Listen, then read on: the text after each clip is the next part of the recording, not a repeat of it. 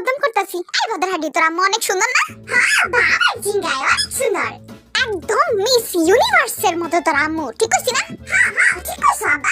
তোর আম্মুর কোমরটা দেখছস কি জোস? হ্যাঁ হ্যাঁ আব্বা একদম নাগিনের মতো। তোর মাই কিন্তু একেবারে একটা পাটাকা বম, বুঝছস?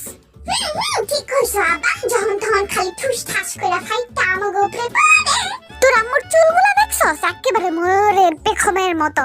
হ্যাঁ হ্যাঁ একেবারে ময়ূরের ময়ূর না, আমার ময়ূর পাখি পছন্দ না, আমার কাওয়া পাখি পছন্দ। কাওয়া পাখির মতো কালা চুল কাও।